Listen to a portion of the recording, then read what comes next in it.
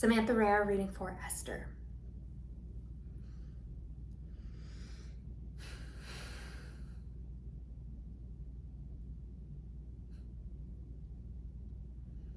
My best friend Rivka was quiet and full of fantasies, just as I was.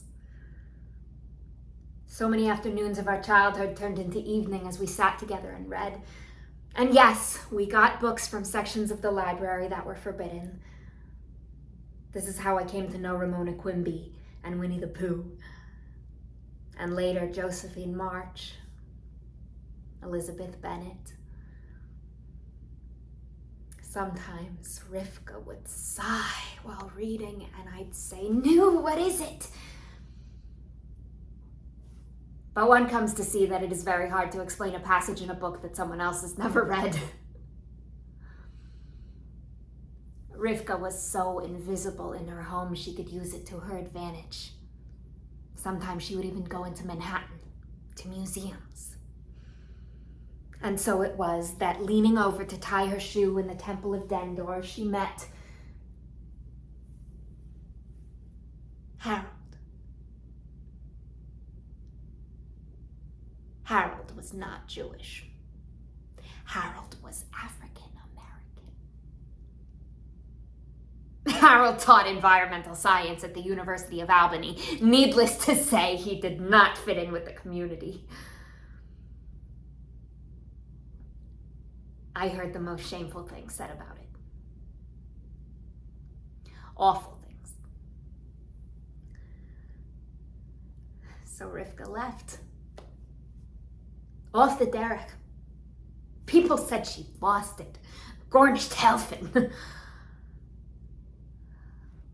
But if Rivka and Harold don't have the most beautiful children in the world, and if Rivka is not one of the happiest women I know, I mean, if she's crazy, sign me up for the asylum.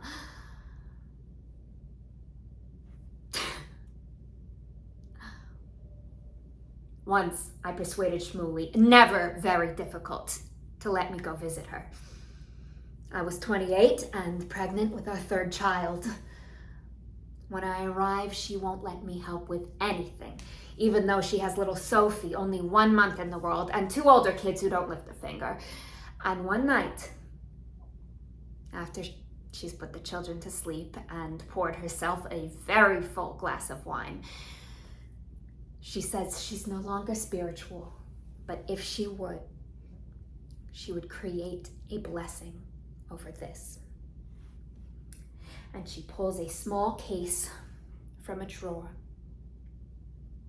And she says, "These are pills that stop the body from conceiving a child."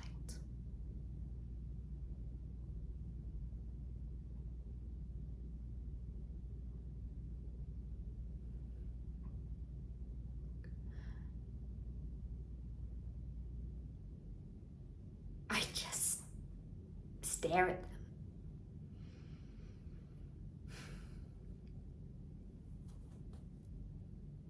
She says she has had her last child, she says, laughing. But I don't find it so funny. There will, of course, always be a last baby, but I prefer not to know that while I'm nursing him, while I'm holding him in my arms in the middle of the night. Rivka shrugs. Willful ignorance. An abdication of your power. But suit yourself.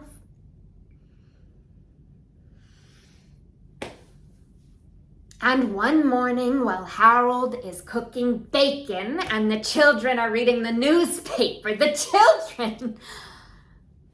my friend asks me, what do I want?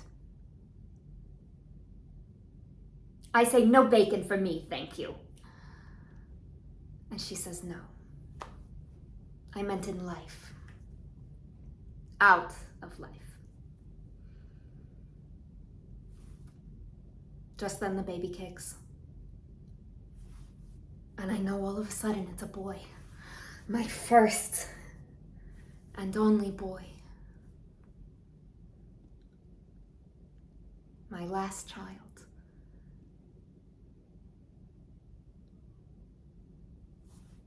And there he is, sitting at the table with me. An old man whom I will never know. He looks at me with sad eyes filled with all the years of things that happen after I'm gone. And he says to me, "Mommy,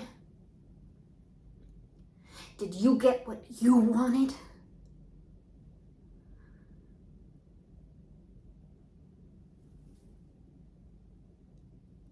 I don't know how to respond.